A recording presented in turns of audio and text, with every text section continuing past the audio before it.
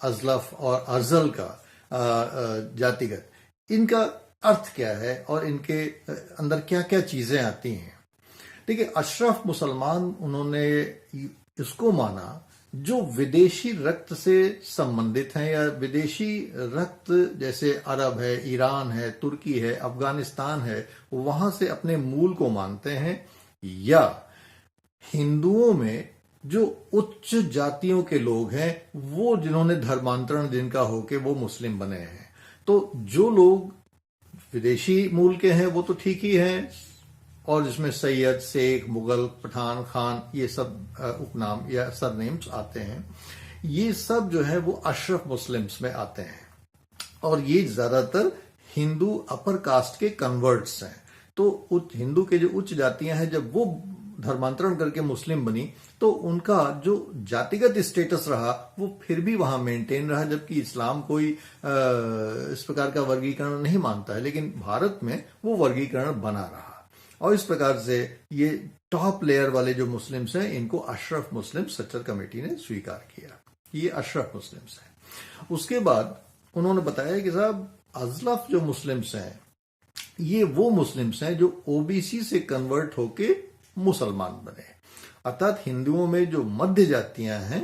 उसमें से जो कन्वर्जन्स हुए और वो जो मुस्लिम बने, तो उनको अजलाफ कहा गया। और ये अजलाफ में बहुत सारी वो सारी इसकी सारी जातियां हैं जो कि हिंदूज में पाई जाती हैं, वो कन्वर्ट होके उसमें चली गई। उसमें उदाहरण के तौर पे बढ़ई है, पेंटर है, चरवाहा है, घोसी है, जुलाहा है, दर्जी है, हज्जाम है, तेली है, नाई है, और इस प्रकार से बहुत सारे ऐसे, आप उसके व्यवसाय से भी अंदाज लगा सकते हैं कि हमारे यहाँ बहुत सारी जातियों को तो व्यवसाय के अनुरूप ही उसका नामकरण कर दिया गया है, और उसी नाम से उनकी जाति अब मान्य हो गई है। तो ये मध्य जाति के जो लोग हैं, इनको अजलाफ कहते हैं। और जो जैसे हिंदू समाज में दलित समाज को सबसे नीचे रखने की प्रथा है, उसी प्रकार से जो मुस्लिम समाज है उसमें अर्जाल जो शब्द है वो व्यक्त करता है कि दलित समाज से जो लोग मुस्लिम में कन्वर्ट हुए हैं, जैसे भंगी है, मेहतर है, चमार है, डोम है, हलालखोर है, लाल बेगी है, आदि आदि, ये बहुत सारे जो जातियां हैं ये मुस्लिम समाज में पाई जाती हैं।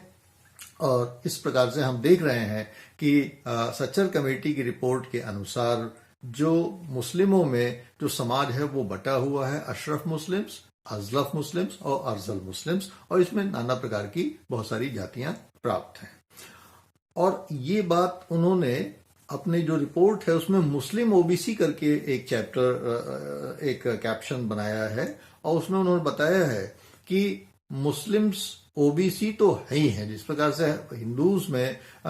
ओबीसीज होते हैं, अन्य पिछड़ा वर्ग की जातियां होती हैं, उसी प्रकार से मुस्लिम्स में भी ओबीसी मुस्लिम्स होते हैं। और जो अजलाफ और अर्जाल जो कैटेगरी है वो वास्तव में एक प्रकार से उन्होंने बताया कि ये जो है इसको ओबीसी मुस्लिम्स में लिया जाना चाहिए या लिया जाते हैं। और इसका कारण उन्होंने बताया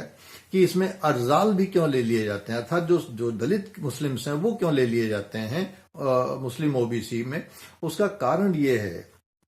कि जब राष्ट्रपति ने अपना आदेश जारी किया 1950 में, जिसमें कि दलित समाज में से जातियों को अनुसूचित करने की बात थी, तो वहां पे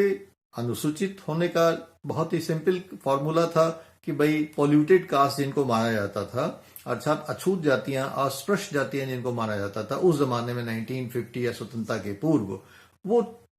उनको अनुसूचित कर दिया जाए। तो वो बड़ा सिंपल था, लेकिन चूंकि ये केवल हिंदुओं पे ही लागू था, जो अनुसूचित जाति का रिकग्निशन था ये केवल हिंदू समाज को ही ये राष्ट्रपति के संविधान के द्वारा दिया गया था। इसलिए राष्ट्रपति के द्वारा जो लोग भी चिन्हित किए गए दलित समाज से, वो केवल हिंदू समाज के लोग थे, मुस्लिम समाज के लोगों को नहीं स्वीकार किया गया। इसलिए कालांतर में जो दलित मुस्लिम्स थे उनको भी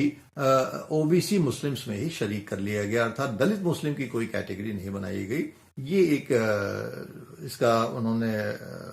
अफसोस भी जाहिर किया है कि बहुत सारे ऐसे मुस्लिम्स हैं जो कि दलित समाज में आते हैं उनको दलित नहीं माना गया, केवल हिंदुओं को ही दलित माना गया, उनको अनुसूचित किया गया। और उनकी भावना यही है कि उनका मानना था कि जो मुस्लिम्स में भी दलित हैं उनको भी आरक्षण का लाभ मिलना चाहिए, उनको भी अनुसूचित किया जाना चाहिए। बहरहाल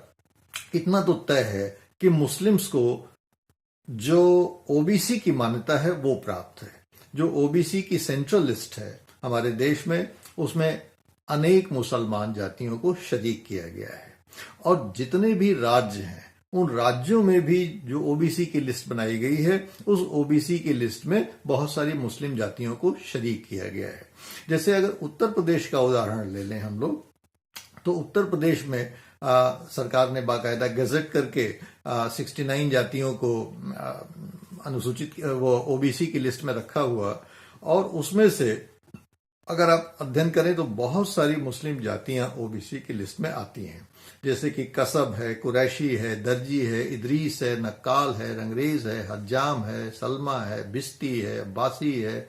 सरवरी है, फकीर है, हलालखोर है, मनिहार है, मोमिन है, अंसार है, मुस्लिम कायस्थ हैं, धुनिया है, मंसूरी है, आदि तमाम ऐसी जातियां हैं जो कि उसमें रखी गई हैं, जिनको ओबीसी आरक्षण का बाकायदा लाभ मिलता है। तो जो मुस्लिम जातियां ओबीसी की केंद्रीय सूची में हैं उनको भी आरक्षण का लाभ मिलता है, अन्य पिछड़ा वर्ग वाला ओबीसी का आरक्षण का लाभ मिलता है। और जो मुस्लिम जातियां